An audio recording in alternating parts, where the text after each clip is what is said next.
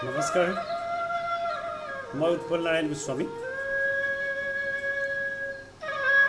AWN 24 news তেখেতলোকৰ আমন্ত্ৰণ ক্ৰমে আজি মই আপোনালোকৰ লগত সত্ৰ সংস্কৃতি সম্পৰ্কে কিছু কথা পাতিবলৈ আহিছোঁ জয় জয়তে মই গুৰু বাদ্যক শ্ৰদ্ধা জনালো সত্ৰ সংস্কৃতিৰ কথা ক'বলৈ যাওঁতে আমি জয় জয়তে মহাপুৰুষ শংকৰদেৱ মাধৱদেৱ অন্যান্য আটা ঠাকুৰসকলক মই প্ৰণাম জনাইছোঁ আৰু মই যিখন সত্ৰৰ পৰা আহিছোঁ মাজুলী আহতপুৰ সত্ৰৰ পৰা সেই সত্ৰৰ সত্ৰাধিকাৰ তথা মোৰ গুৰুসকল যিয়ে মোক সত্ৰীয়া শিক্ষা প্ৰদান কৰিছে সেই গুৰুসকলৰ শ্ৰীচৰণত মই সেৱা ধৰিছোঁ আপোনালোকৰ আগত মই মাত্ৰ সত্ৰীয়া সংস্কৃতি সম্পৰ্কে ক'বলৈ চেষ্টাহে কৰিম ভুল হ'ব পাৰে অজস্ৰ ভুল হ'ব পাৰে কিয়নো মই কোনো সত্ৰীয়া সংস্কৃতিৰ বিদগ্ধ পণ্ডিত নহয় মই কোনো সত্ৰৰ গুৰুভাৰ লৈ থকা ব্যক্তি নহয় মই এজন অতি সাধাৰণ ল'ৰা এজন মই গৱেষক ছাত্ৰ PhD স্কলাৰ গতিকে এজন গৱেষক ছাত্ৰই সদায় শিকি থাকে আৰু মই শিকি আছোঁ এই শিকি থকাৰ মাজতেই AWN 24 নিউজ চেনেলে মোক যি আমন্ত্ৰণ জনালে তেখেতলোকক মই পুনৰবাৰ ধন্যবাদ জ্ঞাপন কৰিছোঁ। মোক যিসকলে সত্ৰীয়া নৃত্য গীত বাদ্য অভিনয়ৰ শিক্ষা দিছে সেই নৃত্যগুৰুসকলক, সেই শিক্ষাগুৰুসকলক মোৰ প্ৰথমেই তেওঁলোকলৈ শ্ৰদ্ধা জনালোঁ, সেৱা জনালোঁ, ভক্তিভৰা সেৱা জনাইছোঁ। আৰু মহাপুৰুষ শংকৰদেৱৰ পৰা আজিৰ এই মুহূৰ্তলৈকে নিৰৱচ্ছিন্নভাৱে সত্ৰীয়া সংস্কৃতিৰ এই বিপুল সম্ভাৰ লৈ অহা সেইসকল পণ্ডিত ব্যক্তি, আমাৰ চিৰনমস্য প্ৰতিগৰাকী সত্ৰাধিকাৰ গুৰু, ভকত, বৈষ্ণৱ সকলো সত্ৰীয়াকে মোৰ সশ্ৰদ্ধ শ্ৰদ্ধা। কাৰণ তেওঁলোকে যদি এই যুগ শ বছৰ ধৰি এই যদি চৰ্চা নকৰিলেহেঁতেন আজি আমি এই অসমে শিৰৰ মুকুটস্বৰূপ এই ঐতিহ্যলৈ কেতিয়াও এনেধৰণে কথা ক'ব নোৱাৰিলোঁ। গতিকে এই জগতেই অসমত থকা সকলো সত্ৰৰ বিষয়ববীয়া তথা পৰম্পৰাগতভাৱে ধৰি ৰখা এই সংস্কৃতি ধৰি ৰখা প্ৰত্যেকজন ব্যক্তিক মোৰ শ্ৰদ্ধা জনাইছোঁ, প্ৰণিপাত জনাইছোঁ।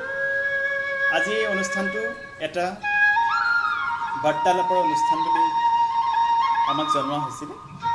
সেই মৰ্মে সত্ৰ সংস্কৃতি সম্পৰ্কে মই যিমান পাইছোঁ, যিমান মোৰ এই ক্ষুদ্ৰ মগজুৱে ঢুকি পাইছোঁ সিমানলৈকে আপোনালোকক ক'বলৈ চেষ্টা কৰিম। হয়তো মই যিবিলাক কথা ক'ম আপোনালোকে একমত নহ'বও পাৰে, যিবিলাক কথা ক'ম তাত ক'ৰবাত ভুল ভ্ৰান্তি থাকি যাব পাৰে। এই সকলোবিলাক আপোনালোকে নিজৰ পুত্ৰ বুলি, নিজৰ ভাতৃ বুলি, নিজৰ একান্ত বন্ধু বুলি নিশ্চয় মোক শুধৰাই দিব। তাৰ বাবে মই আপোনালোকক কোটিবাৰ প্ৰণাম জনালোঁ। সৰ্বভাৰতত যেতিয়া নৱবৈষ্ণৱ ধৰ্ম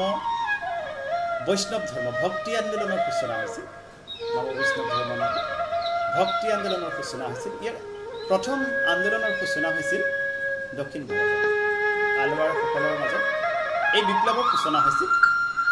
আৰু এই বিপ্লৱ যেতিয়া আৰম্ভ হৈছিল লাহে লাহে লাহে লাহে দক্ষিণ ভাৰতৰ পৰা উত্তৰ ভাৰতলৈ ইয়াৰ এটা ধাৰা বৈ আহিল। আৰু তেনেকৈ আহি আহি আহি আহি অসমত এই ভক্তি ধৰ্মৰ যি আন্দোলন সেই আন্দোলন স্থান পালে। আৰু তেনেকৈ আহি আমাৰ অসমৰ মহাপুৰুষ শ্ৰীমন্ত শংকৰদেৱে এই ধৰ্মৰ প্ৰচাৰ কৰিলে, নিজেই এটা নতুন ঠাঁচ দিলে, দি আমাৰ সকলোৰে মাজত অতীতত থকা বহুত ভুল, বহুত আমাৰ কুসংস্কাৰ তেওঁ আঁতৰাই পেলালে সমাজখনৰ পৰা। মই প্ৰথমতেই সুধিব বিচাৰিছোঁ, মোৰ ভইচটো সুন্দৰকৈ গৈছে বা পিছফালে থকা মিউজিকটোৱে কিবা ডিষ্টাৰ্ব দিছে নেকি বা কিবা প্ৰব্লেম পাইছে যদি মোক অনুগ্ৰহ কৰি জনাব। সকলো যদি ঠিকে আছে মই তেতিয়া আপোনালোকে নিশ্চয় দেখা পাইছে ভালকৈ। যি নহওক, মহাপুৰুষ শংকৰদেৱে তেওঁ বৰদোৱাত প্ৰথম আৰম্ভ কৰিছিলে সত্ৰৰ এই মহাজাগৰণ। সত্ৰৰ যিটো কনচেপ্ট সেইটো অতীতৰ পৰা আছিলে, ঋকবেদৰ সময়ৰ পৰাই আছিলে। কিন্তু ঋকবেদৰ সময়ৰ পৰা থাকিলেও সেই সত্ৰৰ ধাৰণা আছিলে অনানুষ্ঠানিক, সেই সত্ৰ আছিলে এক যজ্ঞসুলভ। কিন্তু এই সত্ৰ হৈ গ'ল, আমি যি সত্ৰ পাইছোঁ এইবোৰ হ'ল অনুষ্ঠান কেন্দ্ৰিক। ইয়াৰ প্ৰথম ধাৰণাটো আহিল, আমি যদি বৈষ্ণৱমাৰ্গীয় ধাৰণাত চাওঁ, ইয়াৰ প্ৰথম ধাৰণাটো আমি ভাগৱততে পাওঁ। ভাগৱতত কেনেকৈ পাইছিলোঁ যে নৈমিষাৰণ্যত যেতিয়া শৌনকাদি ঋষিসকলে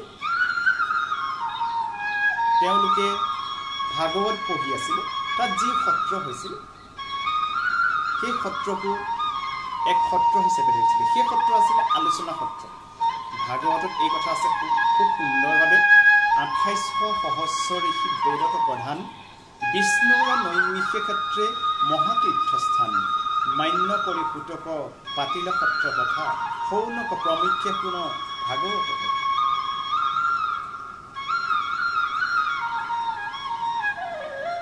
ইয়াৰ পিছতে আমি আৰু এটা কথা জানো, যেতিয়া সৰ্পদংশনত যেতিয়া পৰীক্ষিত ৰজাৰ মৃত্যু হৈছিল, তেওঁৰ পুত্ৰ জন্মেজয়ে সেই মৃত্যুৰ প্ৰতিশোধ ল'বৰ কাৰণে এক যজ্ঞ পাতিছিল, সত্ৰ পাতিছিল।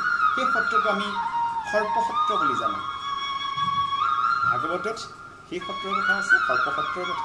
কিন্তু আমি যি সত্ৰৰ কথা আলোচনা কৰিবলৈ গৈ আছোঁ, এই সত্ৰ হ'ল এক বেলেগ ধৰণৰ। সেই সত্ৰৰ পৰা কিছু আমি আঁতৰি আহিব লাগিব। এই সত্ৰ হ'ল য'ত নৱবিধ ভক্তি বিৰাজ কৰে।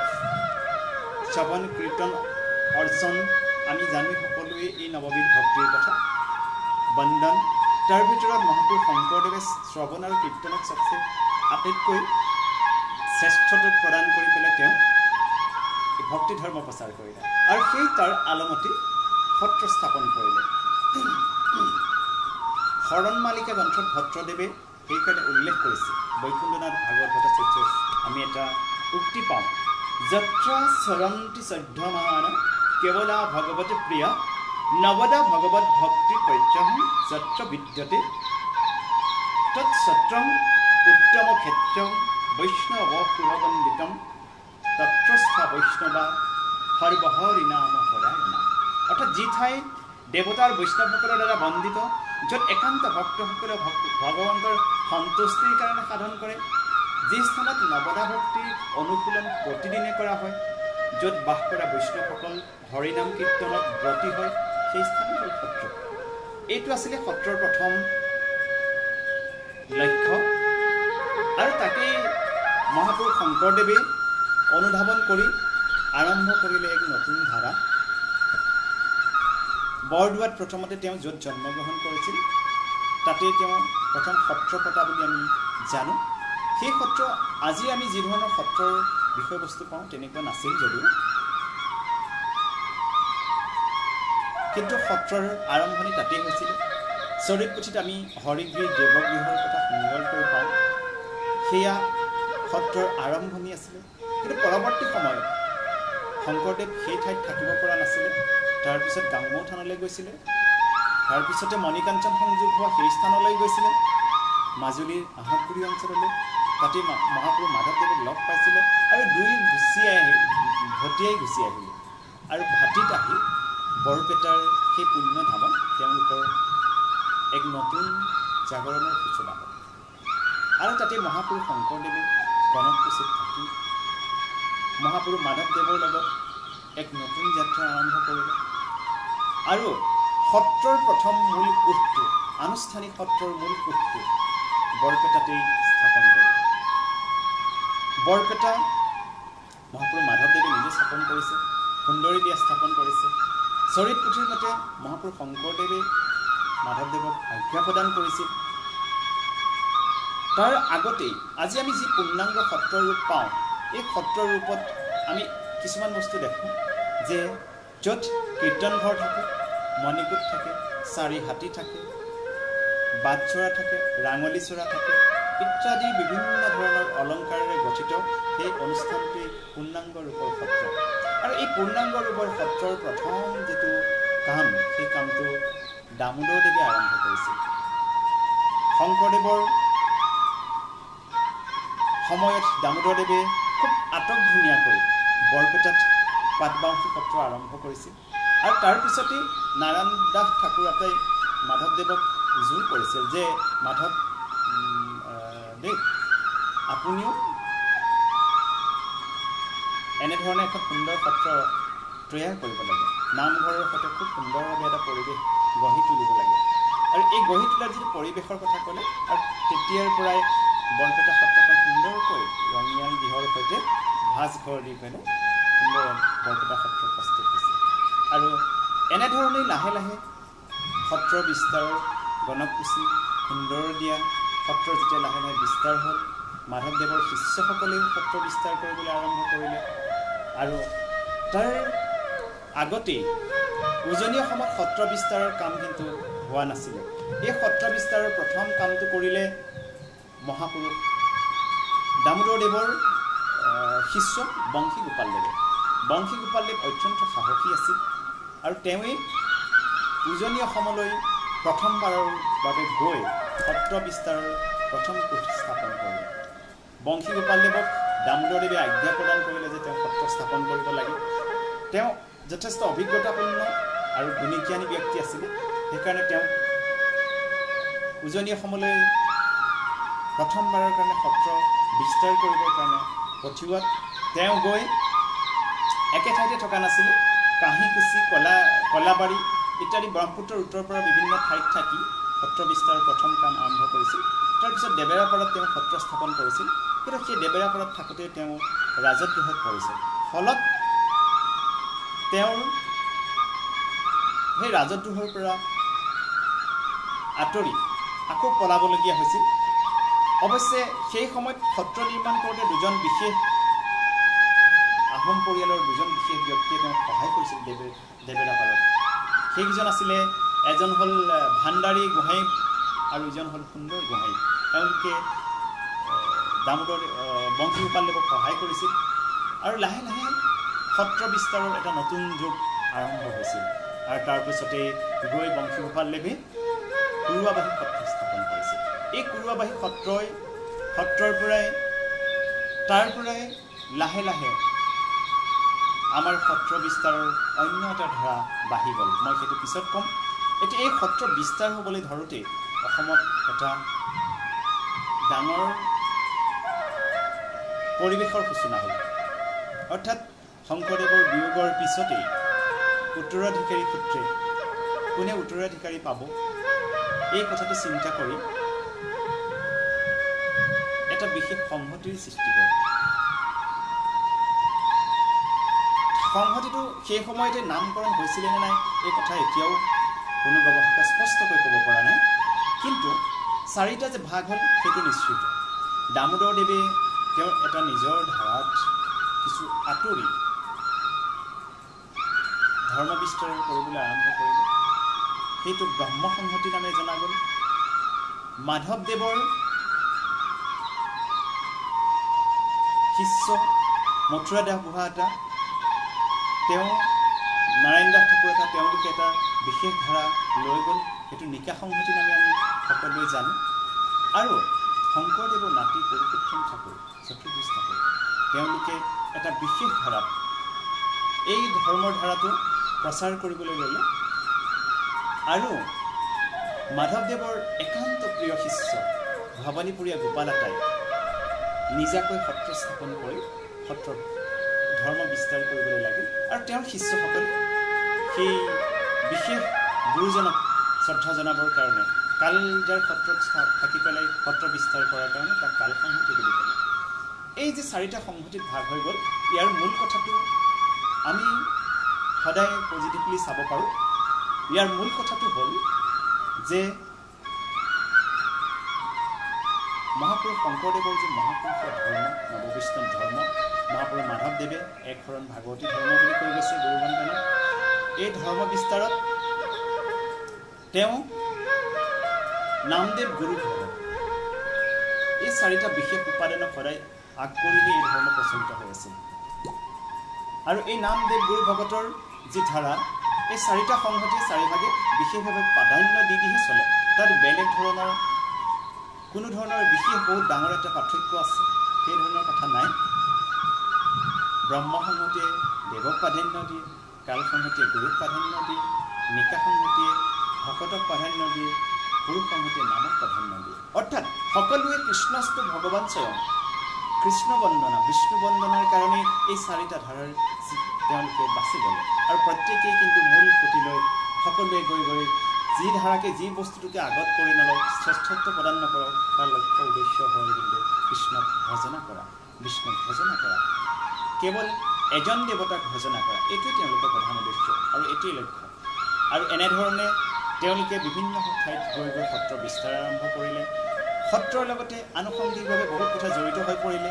সত্ৰ যেতিয়া হৈ গ'ল, অনুষ্ঠান হৈ গ'ল, সেই আমি ভাগৱতৰ নৈমিষাৰণ্য সত্ৰৰ সেই ধাৰাত আহি যেতিয়া সত্ৰ অনুষ্ঠানত পৰিণত হ'ল, এই অনুষ্ঠান যেতিয়া হ'ল, হোৱাৰ লগে লগে তাৰ আনুষংগিক বহুত বস্তু তৈয়াৰ হ'ল। প্ৰথমতে মণিকূট, কীৰ্তন ঘৰ, যাক আমি নামঘৰ বুলি জানো, মণিকূটক বৰপেটা সত্ৰত ভাঁজঘৰ বুলি কয়। আৰু চাৰি হাতী ভকতসকল থকাৰ কাৰণে হাতী অৰ্থাৎ শাৰী শাৰী হৈ থকা কিছুমান বিশেষ ঘৰ বহা বুলি কোৱা যায়। বহা শব্দৰ অৰ্থ হ'ল প্ৰৱকু, অৰ্থাৎ য'ত প্ৰবাহৰ কাৰণে থকা যায়, অৰ্থাৎ তাত থাকি তেওঁলোকে হৰিনাম শ্ৰৱণ কীৰ্তন কৰিব পাৰে, তাৰ কাৰণে এই ব্যৱস্থা কৰা হৈছিল। আৰু এনেধৰণে তেওঁলোকে বিভিন্ন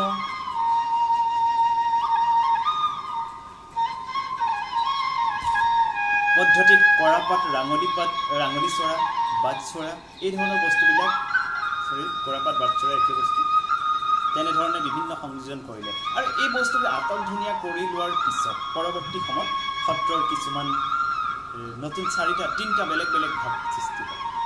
সত্ৰ বুলি কৰিলে আমাৰ মনত সাধাৰণতে যিটো কনচেপ্ট আহে তাৰ ভিতৰতো বহুত ধৰণৰ তথ্য আছে। প্ৰথম কথা হ'ল সত্ৰ আমি তিনিটা ধাৰাত চাব পাৰোঁ, তিনিটা ভাগত ভাগ কৰি থোৱা আছে। প্ৰথম হ'ল উদাসীন সত্ৰ। উদাসীন সত্ৰসমূহত কেৱল ভকত আৰু সত্ৰাধিকাৰসকল তেওঁলোকে উদাসীন জীৱন পালন কৰে। তেওঁলোকে সত্ৰত বিয়া বাৰু নকৰা, গোটেই জীৱনটো তেওঁলোকে উদাসীনভাৱে কটায়। নিজকে ভগৱানৰ ওচৰত দান কৰে আৰু মহাপুৰুষীয় সংস্কৃতি চৰ্চাৰ কাৰণে নিজক উৎসৰ্গা কৰি দিলে। আনবিধ হ'ল অৰ্ধ গৃহস্থী সত্ৰ বা মিশ্ৰিত সত্ৰ, য'ত সত্ৰাধিকাৰজনে বিবাহ নকৰায়, ভকতসকলে বিবাহ কৰে।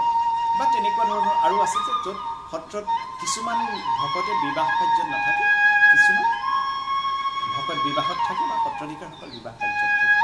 আৰু এক শ্ৰেণী হ'ল গৃহস্থী সত্ৰ। গৃহস্থী সত্ৰবিলাকত সকলো গৃহস্থ হয়, সকলো গৃহস্থী ধৰ্ম গাৰ্হস্থ্য জীৱন পালন কৰে, বিয়া বাৰু কৰে, সাংসাৰিক জীৱন যাপন পালন কৰে। এতিয়া আমি যিবিলাক সত্ৰৰ কথা ক'লোঁ, ইয়াৰ ভিতৰত আটাইতকৈ বেছি উজ্জ্বলি থকা, আজিৰ তাৰিখত উজ্জ্বলি থকা সত্ৰৰ কথা যদি ক'বলৈ যাওঁ, উদাসীন সত্ৰসমূহ। তাত এটা সুন্দৰ পৰিৱেশ আছে, যি পৰিৱেশটো লৈয়ে মহাপুৰুষ শংকৰদেৱ মাধৱদেৱৰ সেই কৃষ্টি দৈনন্দিন চৰ্চা হৈ থাকে। সত্ৰসমূহত 14 প্ৰসংগৰ প্ৰচলন হৈ থাকে দৈনন্দিনভাৱে, আৰু উদাসীন সত্ৰসমূহতো তেনেধৰণে দৈনন্দিন ব্যৱস্থাটো চলি থাকে। বাকী সত্ৰসমূহৰ বৰ বিশেষ মই আলোচনা নকৰোঁ, তথাপিতো উদাসীন সত্ৰৰ পৰম্পৰাত কেনেকৈ সত্ৰৰ জীৱনশৈলী আছে মই অকণমান কৈ দিওঁ। উদাসীন সত্ৰৰ পৰম্পৰাত সত্ৰাধিকাৰ, ডেকা সত্ৰাধিকাৰ, 4টা হাতী থাকে, তাত ভকতসকল থাকে। এই সমূহ যে থাকে প্ৰত্যেকৰে মাজতে বিভিন্ন ধৰণৰ বিষয়বাদ থাকে। অৰ্থাৎ সত্ৰবিলাক একোখন বিশ্ববিদ্যালয়ৰ নিচিনা। বিশ্ববিদ্যালয়সমূহ যিধৰণে বিশেষভাৱে একোজন ভিচি বা চেঞ্চেলৰ, ডিন, ফেকাল্টি, বিভিন্ন ধৰণৰ ডিপাৰ্টমেণ্ট থাকে। সত্ৰসমূহতো তেনেধৰণে বিভিন্ন ধৰণৰ ডিপাৰ্টমেণ্ট থাকে, ভিচি থাকে। ভিচি বুলি মই কৈছোঁ সত্ৰাধিকাৰ, ডেকা সত্ৰাধিকাৰ বা বিভিন্ন ধৰণৰ পদবী থাকে। এইসকলে সত্ৰসমূহ পৰিচালনা কৰে আৰু তেওঁলোকৰ প্ৰত্যেকৰে নিজৰ নিজৰ দায়িত্ব থাকে। আৰু সেই দায়িত্ববিলাক নৈতিক দৈনন্দিন তেওঁলোকে পালন কৰিব লাগে। পাঠকে পাঠকৰ দায়িত্ব পালন কৰে, বায়নৰ দায়িত্ব পালন কৰে, গায়নে দায়িত্ব পালন কৰে। এই সমূহ দায়িত্ব তেওঁলোকে পালন কৰে। মই এইখিনি এটা কথা কৈ লওঁ, মই যে যিবোৰ কথা কৈছোঁ, এই কথাবিলাক যিসকল সত্ৰীয়া পণ্ডিত বা যিসকল সত্ৰৰ বিষয় বাবদ থকা যিসকল সত্ৰীয়া লোক, তেখেতলোকৰ কাৰণে কোৱা নাই, তেখেতলোকে নিশ্চয় এইবোৰ কথা জানে। মই সেইসকল ব্যক্তিৰ কাৰণে কৈছোঁ যিসকল এইবিলাক বস্তুৰ লগত জড়িত নহয়, যিসকলে জানিবলৈ আগ্ৰহী, মই তেখেতলোকৰ কাৰণে কৈছোঁ। আৰু মই বিজ্ঞসকলৰ কাৰণে মোৰ এই কথাবোৰ কোৱা নাই, মই সেইসকল ব্যক্তিৰ কাৰণে কৈছোঁ যে যিসকল ব্যক্তি সত্ৰীয়া সংস্কৃতিৰ প্ৰতি আগ্ৰহী। আমিনো আজি সত্ৰীয়া গীত, নৃত্য, বাদ্য কেনেকৈ লাভ কৰিছোঁ, এই কথাটো যদি আমি অনুধাৱন কৰোঁ, ইয়াৰ বিশেষ এটা আমি কথা আলোচনা কৰিব লাগিব যে সত্ৰসমূহত দৈনন্দিন শংকৰদেৱ মাধৱদেৱৰ সেই সময়ৰ পৰা যদি ধাৰাবাহিকভাৱে এই নৃত্য গীতসমূহ যদি চৰ্চা হৈ নাথাকিলেহেঁতেন, আজি আমি কেতিয়াও এই বস্তুবিলাক এনেধৰণে নাপাওঁ। সত্ৰীয়া নৃত্য গীত বাদ্য, আমি অসমৰ সত্ৰীয়া নৃত্য গীত বাদ্য 3টা থোলত লাভ কৰিছোঁ: বৰপেটা থোল, বৰদোৱা থোল, কমলাবাৰী থোল। এই থোলটো আমি কিয় ভাগ কৰিবলগীয়া হ'ল? অইন একো নহয়, বৰপেটাৰ সত্ৰত যেতিয়া কৃষ্টি সংস্কৃতি এটা চৰ্চা চলি আছিল, মহাপুৰুষ মাধৱদেৱে তাত সংস্কৃতি চৰ্চা কৰি আছিলে, চালি নাচ প্ৰদৰ্শন কৰিছিলে, তেতিয়া তেওঁ ৰাজগৃহতো পৰিছিল। এনেধৰণে বিভিন্ন সময়ত সত্ৰ যেতিয়া বিস্তাৰ কৰা আৰম্ভ হ'ল, বদলা পদ্মাৱতীয়ে উজনিত অসমত যেতিয়া সত্ৰ বিস্তাৰ কৰিবলৈ গ'লে তেতিয়া বৰপেটা সত্ৰৰ পৰা বহুত সত্ৰীয় গীত নৃত্য বাদ্য তেওঁ শিকি লৈ আহি কমলাবাৰী সত্ৰত তেওঁ চৰ্চা কৰিবলৈ আৰম্ভ কৰিলে। আৰু তেনেকৈ মহাপুৰুষ শংকৰদেৱৰ জন্মস্থানতো বৰদোৱা সত্ৰতো তেনেধৰণে সত্ৰৰ বিভিন্ন ধৰণৰ কৃষ্টি চৰ্চা হ'বলৈ ধৰিলে। এই চৰ্চা যে হয়, ইয়াৰ মূল উদ্দেশ্যটো কিন্তু মানুহক দেখুৱাবৰ কাৰণে নহয়। ইয়াৰ মূল উদ্দেশ্যটো হ'ল কৃষ্ণক ভজনা কৰিবৰ কাৰণে, কৃষ্ণক চৰণ চিন্তিবৰ কাৰণে। সেইবাবেহে এইবিলাক চৰ্চা কৰি থকা হয় সত্ৰসমূহত। আমি আজিৰ তাৰিখত যেনেকৈ পৰিৱেশ কলা হিচাপে বাহিৰত এইবোৰ দেখোঁ, সত্ৰসমূহত কিন্তু সেইকাৰণে এইবিলাক বস্তু নহয়। তাত কেৱল কৃষ্ণক ভজনাৰ কাৰণে, কৃষ্ণৰ চৰণ বন্দনাৰ কাৰণেহে এই কথাবোৰ চিন্তা কৰা হয়, চৰ্চা হৈ থাকে। আপোনালোকে আচৰিত হ'ব, আজি হয়তো আমাৰ বিশ্ব মানুহ বা অসমীয়া মানুহ বা বিভিন্ন মানুহ বিভিন্ন ধৰণৰ ধামখুমীয়া পৰিৱেশত পৰি সত্ৰীয়া কলা কৃষ্টিসমূহ অলপ হয়তো কোনো ব্যক্তিয়ে অলপ শিকিয়ে বাহিৰত বহু ধৰণে প্ৰকাশ কৰিবলৈ বিচাৰে। কিন্তু সত্ৰৰ সেই ভকতসকলে দৈনন্দিন জীৱনত তেওঁলোকে কেৱল হৰি চৰ্চনৰ কাৰণে এই কলা কৃষ্টিসমূহ তেওঁলোকে চৰ্চা কৰি থাকে। আৰু আপোনালোকক জনাব লাগিব যে যেতিয়া তেওঁলোকৰ, মই উদাহৰণ দিম কমলাবাৰী টোলৰ সত্ৰসমূহৰ, তেওঁলোকৰ যেতিয়া ভাদ মাহত তিনি কীৰ্তন হয়, শংকৰ মাধৱ বদলা পদ্মাৱতীৰ বা এই কীৰ্তনসমূহ হওঁতে, কীৰ্তন তেওঁলোকৰ তিৰুভৰ তিথিসমূহৰ কথা কৈছোঁ, সেই সময়ত তেওঁলোকৰ দৈনন্দিনভাৱে তেওঁলোকৰ বিভিন্ন ধৰণৰ কৃষ্টি সংস্কৃতিসমূহ প্ৰদৰ্শন হৈ থাকে। এই ৰাতি যেতিয়া কৃষ্টিবোৰ প্ৰদৰ্শন হৈ থাকে, তেওঁলোকৰ কিন্তু সেইবোৰ চাবলৈ কোনো ধৰণৰ অতিথি বা কোনো ধৰণৰ দৰ্শক নাথাকে। তেওঁলোকে সেই নামঘৰৰ বা কীৰ্তনঘৰৰ শিৰৰ খুঁটাসমূহৰ সন্মুখত বহিয়ে সন্মুখত শিৰৰ খুঁটাসমূহ থাকে, তাৰ আগতে তেওঁলোকে এইবিলাক দৈনিক চৰ্চা কৰি থাকে। তেওঁলোকে প্ৰদৰ্শন কৰে। এই প্ৰদৰ্শন যে কৰে, বিভিন্ন ধৰণৰ ধেমালি প্ৰদৰ্শন কৰে, বিভিন্ন ধৰণৰ নৃত্য প্ৰদৰ্শন কৰে, এইবিলাক মানুহক দেখুৱাবৰ কাৰণে তেওঁলোকে প্ৰদৰ্শন নকৰে, কেৱল কৃষ্ণ বন্দনাৰ কাৰণে, গুৰু বন্দনাৰ কাৰণে, গুৰু চৰণ চিন্তি সত্ৰীয়া চৰ্চাবিলাক তেওঁলোকে কৰি থাকে। আৰু সেইবিলাকেই সেই সম্পদ দৈনিক যে চৰ্চা কৰি থাকে হৰি কীৰ্তনৰ কাৰণে, সেইবিলাকেই আজি আমি লাভ কৰিছোঁ বাহিৰত সত্ৰীয়া সংস্কৃতি হিচাপে, সত্ৰীয়া নৃত্য হিচাপে, সত্ৰীয়া গীত হিচাপে, সেইবিলাকেই আমি লাভ কৰিছোঁ। যিবিলাক মহাপুৰুষ শংকৰদেৱে দি থৈ গ'ল, যিবিলাক মহাপুৰুষ মাধৱদেৱে নিজেই দি থৈ গৈছিলে, আৰু সেইবিলাক উত্তৰসূৰীসকলে শিকি বুজি লৈ তেওঁলোকে ধুনীয়াকৈ পৰিমাৰ্জন কৰি পৰিসংশোধন কৰি আমাৰ আজিৰ সমাজখনলৈ তেওঁলোকে বিলাই দিছে। আৰু এইবিলাক সত্ৰসমূহত আমি যে আজি বৰগীত যে গাওঁ, মঞ্চত যে পৰিৱেশন কৰোঁ, ইয়াৰ কিন্তু অন্তৰালৰ কথাটো হ'ল এই বৰগীতবিলাক আচলতে স্তুতিমূলক গীত। তাৰ ভিতৰত থকা প্ৰতিটো কথাই হ'ল ভগৱানক স্তুতি, ভগৱানক বন্দনা কৰাৰ কথা। আৰু এই ভগৱানক বন্দনা কৰিবৰ কাৰণে যেনেকৈ আমি প্ৰাৰ্থনা কৰোঁ, এইবিলাক প্ৰাৰ্থনা সংগীতৰ নিচিনা, প্ৰাৰ্থনা গীতৰ নিচিনা। আৰু প্ৰাৰ্থনা কৰিবৰ কাৰণে এইবিলাক ব্যৱহাৰ কৰিছিলে। কিন্তু সময়ৰ পৰিৱৰ্তনৰ লগে লগে এই সাংগীতিক এটা ধাৰালৈ বাহিৰত পৰিৱেশ কলা হিচাপে ওলায়। তেনেকৈ নৃত্য ধাৰাটো যে অংকীয়া ভাওনা মহাপুৰুষ শংকৰদেৱে চিহ্নযাত্ৰা প্ৰদৰ্শন কৰিছিল, আৰু সেই চিহ্নযাত্ৰা ভাওনা প্ৰদৰ্শন কৰাৰ লগে লগে মহাপুৰুষ শংকৰদেৱে দেখিছিল, তাৰ লগতে সংযোজন ঘটাইছিল, সূত্ৰ নৃত্য গীত বাদ্য ইত্যাদি বিভিন্ন ধৰণৰ বস্তু সংযোজন ঘটাইছিল। সেইবিলাক সত্ৰসমূহত চৰ্চা হ'বলৈ আৰম্ভ কৰিলে। সত্ৰ চৰ্চা হৈ এনেকুৱা এটা পৰ্যায় পালেহি যে তাৰ যিবোৰ সাত্বিক গুণ, ভাৰতবৰ্ষৰ অন্যান্য ঠাইতো এইবিলাক তেনেকুৱা ধৰণৰ বিভিন্ন নৃত্যগীত আছে, আৰু সেই নৃত্যগীতবিলাকে একোটা ৰাষ্ট্ৰীয় স্বীকৃতি হিচাপে লাভ কৰিছে, শাস্ত্ৰীয় নৃত্য হিচাপে। আৰু সেই সময়তে আমাৰ বিদগ্ধ পণ্ডিত কিছুমান বিশেষ ব্যক্তিয়ে লগ লাগি সত্ৰৰ ভিতৰৰ পৰা সেই বস্তু লৈ গৈ ইয়াৰ উদ্যোগ হিচাপে গ্ৰহণ কৰিলে ডক্টৰ মহেশ্বৰ নেওগ বা মণিৰাম দত্ত মুক্তিয়াৰ বৰবায়ন, তেখেতলোকে প্ৰফেচৰ বৰবায়ন, এইসকল ব্যক্তি, যতীন গোস্বামী ইত্যাদি, ডক্টৰ ভূপেন হাজৰিকা, একেলগে উদ্যোগ গ্ৰহণ কৰি, আৰু বহু ব্যক্তি আছে, মই নাম লৈ শেষ কৰিব নোৱাৰোঁ, সেইসকল স্বনামধন্য ব্যক্তিয়ে এই সত্ৰৰ ভিতৰত সদা সৰ্বদা চলি থকা, কেৱল কৃষ্ণৰ ভক্তিৰ কাৰণে চলি থকা এই নৃত্যধাৰাটোক বাহিৰলৈ উলিয়াই দি শাস্ত্ৰীয় নৃত্য হিচাপে স্বীকৃতি প্ৰদান কৰালে। আৰু সত্ৰৰ ভিতৰত দৈনন্দিন কেৱল কৃষ্ণ উপাসনাৰ কাৰণে চলি থকা ব্যৱস্থাটোৱে আজিৰ তাৰিখত আমাৰ অসমীয়া জাতিৰ স্বাভিমান হিচাপে থিয় দিছে, অসমীয়া জাতিৰ শিৰৰ মুকুট হিচাপে থিয় দিছে। ই আমাৰ কাৰণে অতি সৌভাগ্যৰ কথা।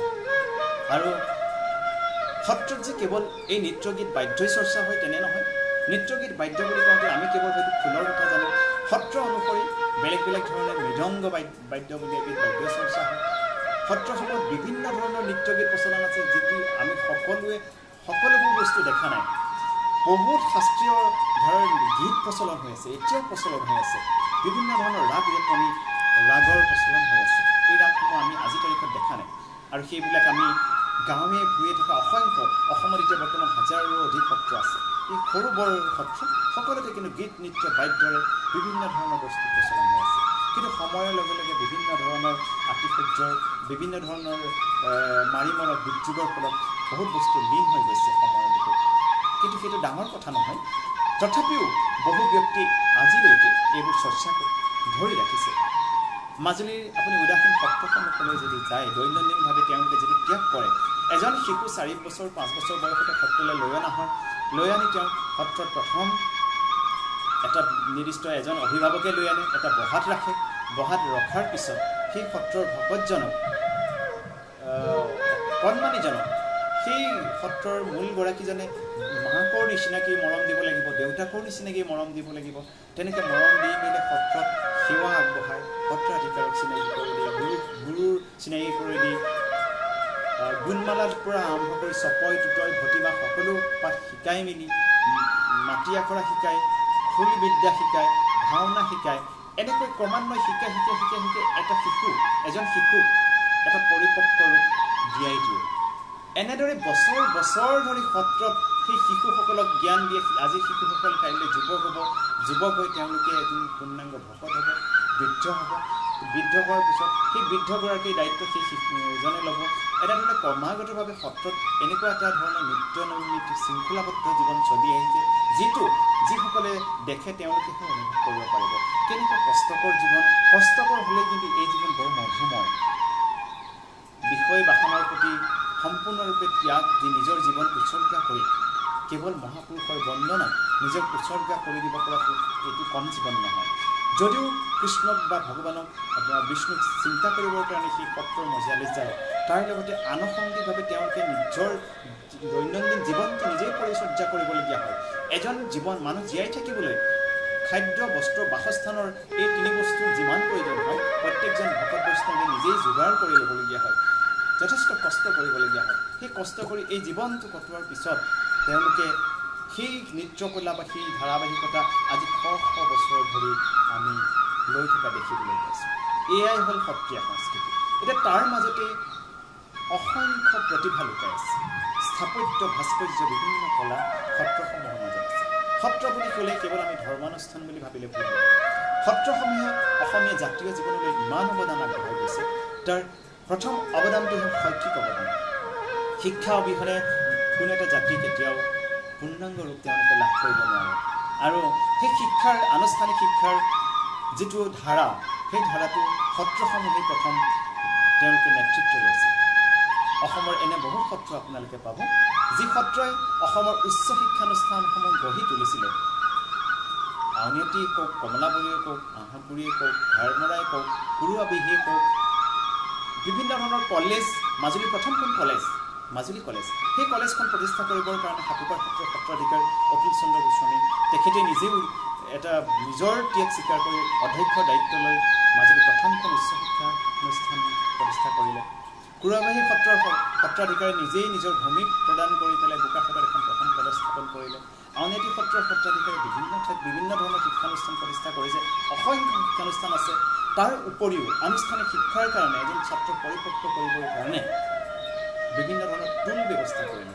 যিটো সময়ত আমাৰ আধুনিক শিক্ষাৰ ব্যৱস্থাৰ পৰিবৰ হোৱা নাছিলে, সেইটো সময়ত কিন্তু সত্ৰবিলাকত টুলৰ ব্যৱস্থা আছিল। অৰ্থাৎ পাঠ্যক্ৰমৰ ব্যৱস্থাটো কিন্তু সত্ৰসমূহত আছিল। সত্ৰসমূহ কেৱল আমি ধৰ্মানুষ্ঠান বুলি ভাবিলেই নহ'ব, সেই ধৰণৰ শিক্ষানুষ্ঠান হিচাপে তেওঁলোকক কিন্তু সত্ৰসমূহৰ এক বিশেষ অৱদান আছিলে। আৰু সত্ৰসমূহৰ মাজত আটাইতকৈ ডাঙৰ কথাটো হ'ল, যি সময় আমাৰ কাগজ পাত নাছিলে, সেই কাগজ পাত নথকাৰ সময়ছোৱাত অসমত অতি কষ্ট কৰি বিভিন্ন ধৰণৰ লোক লগ লাগি তেওঁলোকে সাঁচিপাত প্ৰস্তুত কৰিছিল আৰু সাঁচিপাততেই চিত্ৰ আঁকিছিল। আজি যিটো আমি চিত্ৰ অসমৰ পুথিচিত্ৰৰ কথা জানো, চিত্ৰশৈলীৰ কথা জানো, আমি চিত্ৰৰ পৰম্পৰা যদি চাওঁ আমি সত্ৰসমূহলৈ যাবই লাগিব। সত্ৰসমূহত যি চিত্ৰৰ ধাৰা, মহাপুৰুষ শংকৰদেৱে যি চিত্ৰৰ ধাৰা প্ৰস্তুত কৰিছিল, সেই ধাৰা কিন্তু সত্ৰসমূহত নিৰৱচ্ছিন্নভাৱে চলি আছিল। মই তাৰ এটা উদাহৰণ আপোনালোকক দেখাব বিচাৰিছোঁ।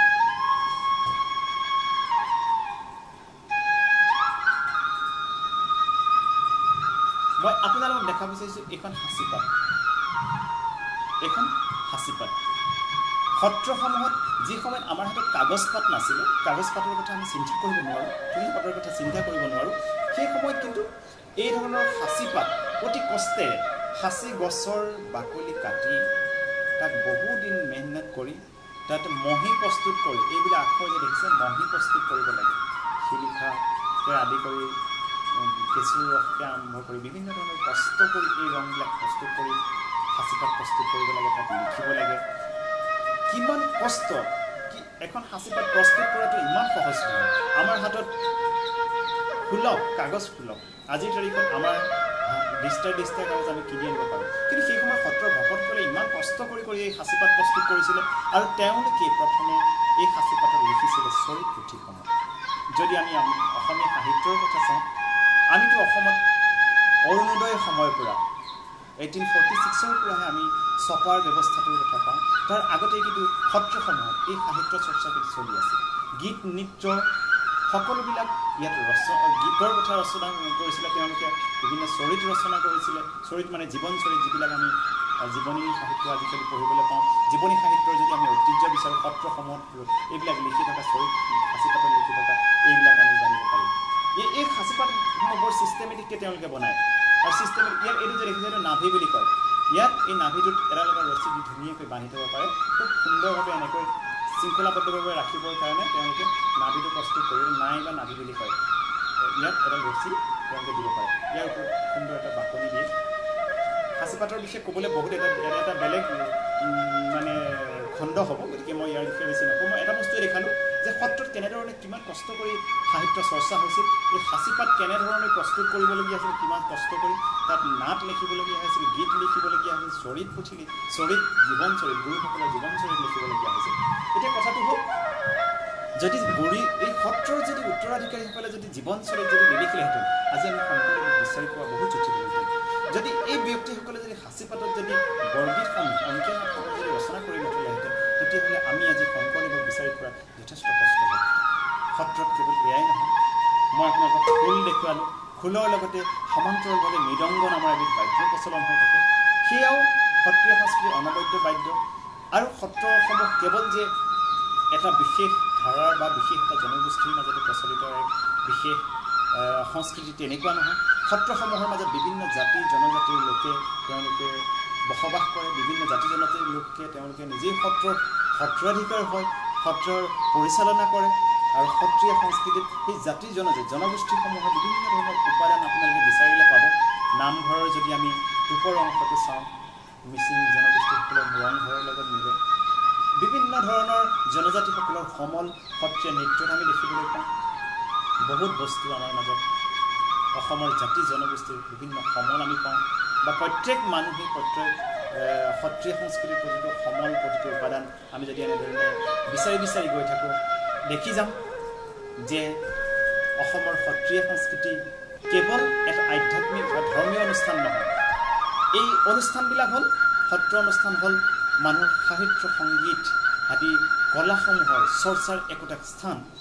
যি সময়ত মানুহৰ একোটা স্থান নাইকিয়া, আজি আমি আনুষ্ঠানিক শিক্ষা গ্ৰহণ কৰিবৰ কাৰণে বিদ্যালয় মহাবিদ্যালয় বা বিশ্ববিদ্যালয় পাইছোঁ, সেই সময়ত একো স্থান নাছিলে, কিন্তু সেই সময়ত সত্ৰানুষ্ঠানসমূহে আছিলে মানুহৰ জীয়াই থকা, মানুহৰ জীৱন যাত্ৰা সুশৃংখলভাৱে লৈ যোৱাৰ একমাত্ৰ ৰাস্তা, একমাত্ৰ পথ, একমাত্ৰ অনুষ্ঠান।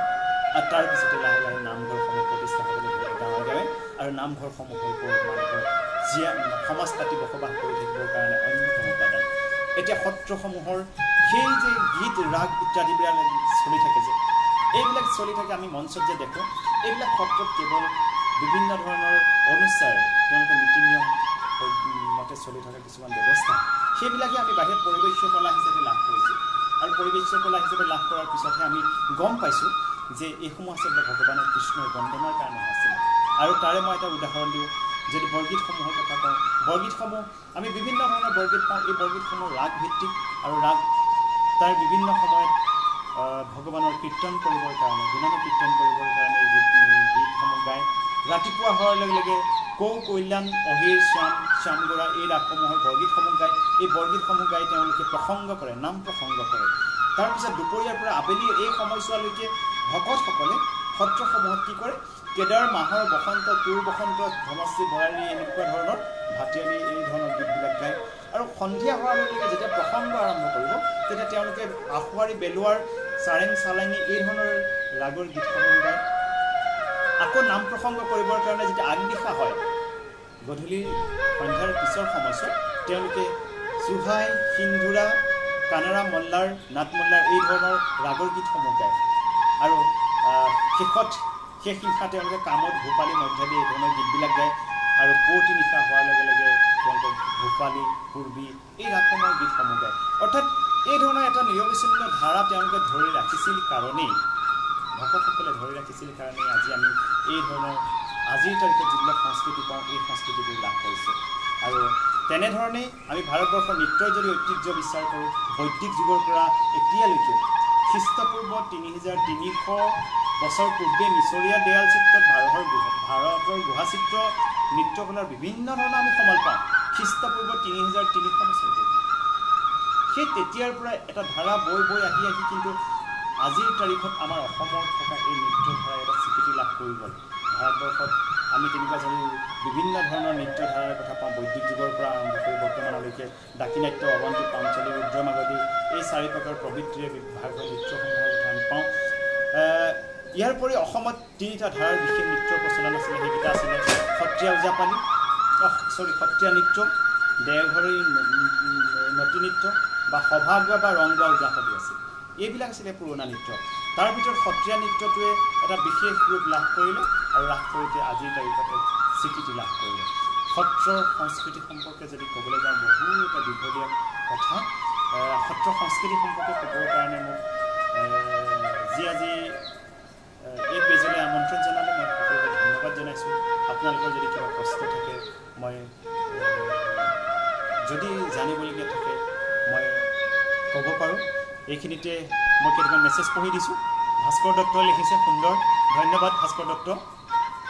যোগেশ্বৰ পেগুৱে কৈছে ইমান জানে, নাই ইমান মই নাজানো, বিশেষ নাজানো, শিকিহে আছোঁ মই। প্ৰশান্ত হাজৰিকাই মেছেজ কৰিছে যে স্বাগতম দাদা, ধন্যবাদ প্ৰশান্ত হাজৰিকা। নৱন্যাস কৌশিক, সদায়ে তোমাক লৈ গৰ্বিত বন্ধু, আগুৱাই যোৱা। গৰ্ব নকৰিব, আমাৰ বহু দূৰ বাকী, বহু দূৰ আমাৰ যাত্ৰা আছে। নৱন্যাস কৌশিক মোৰ বন্ধু, তেওঁ মেছেজ কৰিছে, ধন্যবাদ তোমাক। যোগেশ্বৰ ধুনীয়া, প্ৰশান্ত হাজৰিকা, স্থানীয় এজন আমাৰ মৰমৰ দাদা হিচাপে আমি আপোনাক লৈ গৌৰৱান্বিত, সেৱাৰে শুভেচ্ছা নিবেদিলোঁ। ধন্যবাদ প্ৰশান্ত হাজৰিকা।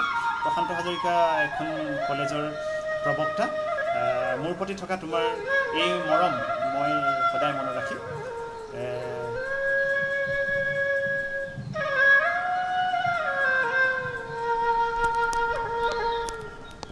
নিভা ভূঞা শইকীয়া, মিউজিকৰ চাউণ্ডটো অলপ কমাই লোৱা, বাকী সকলো ঠিকেই আছে।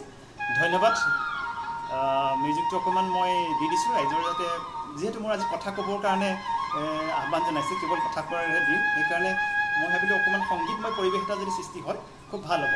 সেইকাৰণে মই কথা কোৱাৰ বাবে এটা সংগীতৰ বাঁহী যিহেতু মোৰ খুব প্ৰিয়, মই বাঁহী ভাল পাওঁ, সেইকাৰণে বাঁহীটো অকণমান আপোনালোকৰ কাৰণে দি দিছোঁ, যিটো কৃষ্ণই বজাইছিলে। আৰু বাঁহী সুৰে সকলোকে মতলীয়া কৰে, অনুপ্ৰাণিত কৰে, অনুৰণন কৰি থাকে, তাৰ অনুৰণন মানুহ আহ্লাদিত হয়, সেইকাৰণে মই দি দিছোঁ। নাজানো আপোনালোকে আহ্লাদিত হৈছে নে নাই। লাৱণ্য কৰ্মকাৰ, সুন্দৰ, ধন্যবাদ লাৱণ্য কৰ্মকাৰ। নিভা ভূঞা শইকীয়া, ধন্যবাদ আপোনাকো। পংকজজ্যোতি বৰা, নমস্কাৰ। বাঁহীৰ শব্দ বেছিকৈ আহিছে, কথাবোৰ শুনা নাই, সুন্দৰ বৰগীত এটা গাওক। পংকজজ্যোতি বৰা, ধন্যবাদ, মই চেষ্টা কৰিম গাবলৈ। বাঁহীৰ চাউণ্ডটো অলপ বেছি আহিছে, চয়নিকে মাইনি দিবি, ধন্যবাদ, মই কমাই দিছোঁ। দিগন্ত বাইলং, ভাগৱত সংকলন কেইবাখনো পাইছোঁ, ইখনৰ লগত সিখনৰ পাৰ্থক্য কি আছে ক'ব নেকি? গোস্বামী শৰ্মা, দত্ত বৰুৱা ইত্যাদি। ভাগৱত সংকলন আপুনি শ্ৰীমদ ভাগৱতৰ কথা কৈছে চাগে। শ্ৰীমদ ভাগৱতৰ কেনেকুৱা ধৰণৰ সংকলন আপুনি পাইছে মই নাজানো, কিন্তু এনেকুৱা ধৰণৰ মই পাইছোঁ, মোৰ হাততো আছে কেইবাখনো ভাগৱতৰ শ্ৰীমদ ভাগৱতৰ সংকলন। তাত কিন্তু বহুত ঠাইত বিভিন্ন ধৰণে মানুহে শব্দৰ কিছুমান বিশৃংখল দেখিবলৈ পাইছোঁ। মোৰ হাততে আছে ডক্টৰ কেশৱানন্দ গোস্বামী ছাৰৰ এখন একদম তেতিয়া হাততে পোৱাকৈ আছে, তেখেতৰ এখন আছে, আনহাতে সূৰ্য হাজৰিকাৰ এখন আছে, কিন্তু দুইখনতে মাজতে কিছুমান মই শব্দৰ বিশৃংখল নিজেও দেখা পাইছোঁ। নিশ্চয় এটা কথা আছে যে আমি যিবিলাক সাহিত্য পাইছোঁ, যিবিলাক আমি ভাগৱত কিতাপ কীৰ্তন নামঘোষা এইবিলাকৰ এটা ডাঙৰ বস্তুৰ প্ৰয়োজন হৈ থাকে, সেইটো কোৱা হয় পাঠ সমীক্ষা। পাঠ সমীক্ষা নহ'লে এইবিলাক কেতিয়াও আমি শুদ্ধৰ ওপৰত কেতিয়াও লাভ নকৰোঁ। মানুহৰ যেনেধৰণে সাঁচিপাতত পাইছে তেনেধৰণে হয়তো তুলি দিছে, সেইকাৰণে এই সমস্যাটো সৃষ্টি হৈছে, কিন্তু তাৰ এটা পাঠ সমীক্ষাৰ প্ৰয়োজন। পাঠ সমীক্ষাটো এটা বৰ জটিল বস্তু। পাঠ সমীক্ষাত বহুতকেইখন সাঁচিপাতৰ প্ৰয়োজন হয়, আৰু তাৰে এখন গ্ৰহণযোগ্য পাঠ বহুতকেইখন পাঠৰ কম্পেয়াৰ কৰি শুদ্ধ পাঠ তাৰ পৰা নিৰ্ধাৰণ কৰিব পাৰিব লাগিব, আৰু সেইখন পাঠক লৈ পেলাই এখন মূল পাঠ উলিয়াব পাৰিব লাগিব সাঁচিপাতৰ পৰা।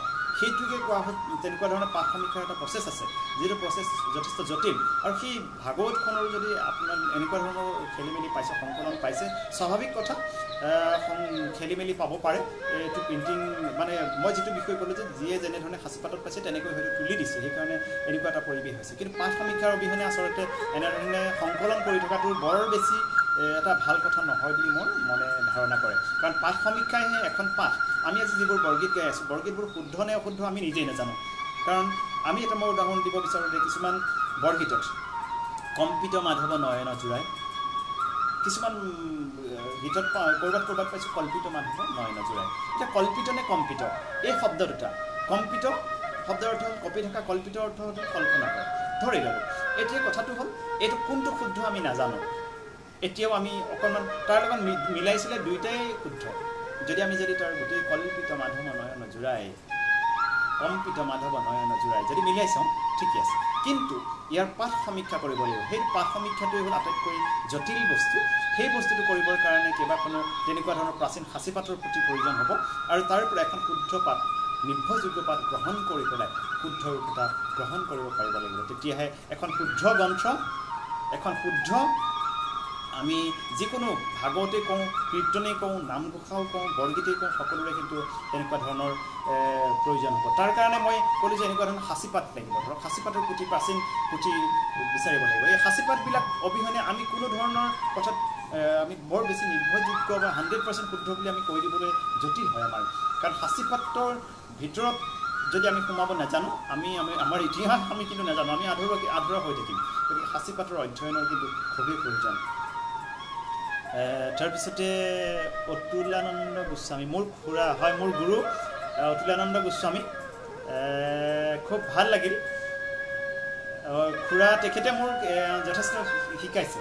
তেখেত ভাওনামহীয়ান, আউনীআটী সত্ৰৰ পৰা ভাওনামহীয়ান উপাধিৰে বিভূষিত হৈছে, আৰু ইতিমধ্যে তেখেতে মাতৃভাষা ভাওনাৰ ক্ষেত্ৰত যথেষ্ট কাম কৰিছে। আৰু যোৰহাটৰ লাহদৈগড়ত তেখেতৰ এটা খুব বিশেষভাৱে গোপালদেৱ সমন্বয় শিল্পী সমাজ বুলি আছে, খুব সুন্দৰ তেখেতে কাম কৰি আছে, খুব ভাল হৈছে। তেখেতক মোৰ প্ৰণাম, সেৱা। তেখেতৰ পৰা মই বহুত শিক্ষা গ্ৰহণ কৰিছোঁ। লাৱণ্য কৰ্মকাৰ, অলপ বাঁহীৰ শব্দ কমাই লোৱা হৈছে। ভইচটো ডাঙৰ কৰা, বৰ্ণালী গোস্বামী, হয়, ভইচটো ডাঙৰ কৰিব চেষ্টা কৰি আছোঁ। আজি আচলতে মোৰ স্বাস্থ্যটো খুব বেয়া হৈ আছে, মই বহুত কষ্টৰে কথাবোৰ কৈ আছোঁ, যিহেতু মই আজি লাইভটোত আহিম বুলি কথা দি দিলোঁ অলৰেডি, সেইকাৰণে মই লাইভটোত আহি গ'লোঁ। দিগন্ত বাইলুং, বটদ্ৰৱা সত্ৰ নে থান? আচ্ছা, বটদ্ৰৱাত সত্ৰ আৰু থান, কথাটো হ'ল বটদ্ৰৱাক থান বুলি জনা গৈছিলে, কিন্তু পৰৱৰ্তী সময়ত তাক সত্ৰ বুলি কোৱা হ'ল, যিহেতু থান শব্দই ঠাই বুজায়, আৰু সেই থানসমূহ শংকৰদেৱ, মাধৱদেৱ বা এনেকুৱা ধৰণৰ জন্মৰ লগত জড়িত হৈ আছিলে। শংকৰদেৱৰ জন্ম, তাক থান হিচাপে কোৱা হৈছিলে, কিন্তু সেই থানসমূহ পৰৱৰ্তী সময়ত সত্ৰ বুলি নামকৰণ কৰা হৈছিল, কিন্তু প্ৰথম অৱস্থাত তাক থান বুলি জনা গৈছিলে বটদ্ৰৱা। দুগ্ধ গোস্বামী, বাহিৰ শব্দ অত্যধিক হৈছে, কম হ'লে ভাল হয়। ধন্যবাদ দুগ্ধ খুৰা। মোৰ দুগ্ধ গোস্বামী মোৰ খুৰা হয়। তেখেতে মোক বৰগীতৰ শিক্ষা দিছিলে, তেখেতে বৰগীতৰ লগত খুব সুন্দৰভাৱে জড়িত। মই তেখেতৰ ওচৰত কৃতজ্ঞ। বাহিৰ শব্দটো অকণ কমাই দিছোঁ, মই ধৰিব পৰা নাছিলোঁ। সুন্দৰ নন্দিতা নাথ সুন্দৰ আমাৰ নৱপ্ৰজন্ম আপোনাৰ পৰা উপকৃত হ'ব শুভেচ্ছা থাকিল ধন্যবাদ নৱপ্ৰজন্ম উপকৃত মানে মই নিজে এজন নতুন প্ৰজন্ম গতিকে মই চেষ্টা কৰি আছোঁ শিকিবলৈ মই আপোনালোকৰ মাজলৈ আহিছোঁ শিকিবলৈ সত্ৰৰ মজিয়াৰ পৰা মই মাজুলী সত্ৰৰ পৰা আহিছোঁ গৱেষণাৰ লগত জড়িত হৈ আছোঁ গতিকে শিকি আছোঁ কেৱল এখন সত্ৰ বুলি নহয় বিভিন্ন ধৰণৰ সত্ৰৰ লগত মই জড়িত হৈ ভিতৰলৈ সোমাই গৈ দেখিছোঁ যে সত্ৰীয়া সংস্কৃতি ইমান বিপুল সম্ভাৰ আছে ইমান চহকীয়া সত্ৰীয়া সংস্কৃতি তাৰ ভিতৰৰ সমলবিলাক যদি আমি যদি উলিয়াই দিব পাৰোঁ আমি এদিন অসমীয়া জাতিয়ে তাক লৈ গৌৰৱ কৰিব লাগিব হয়তো আমাৰ ক'ৰবাত কিছুমান কেতিয়াবা ভুল মেছেজ ক'ৰবাত গুচি যায় সেই ভুল মেছেজবোৰ আমি গৱেষণাৰ দ্বাৰা শুদ্ধ কৰিব লাগিব ধন্যবাদ ডক্টৰ নন্দিতা নাথ দিগন্ত বাইলুং বটদ্ৰৱা সত্ৰ নে থান বটদ্ৰৱা আমি বহু ক্ষেত্ৰত থান বুলি ব্যৱহাৰ কৰিছোঁ হয় মই এই সম্বন্ধে আপোনাক ক'লোৱে ইতিমধ্যে যে বটদ্ৰৱা সত্ৰ বটদ্ৰৱা থান মই ক'লোৱে আপোনাক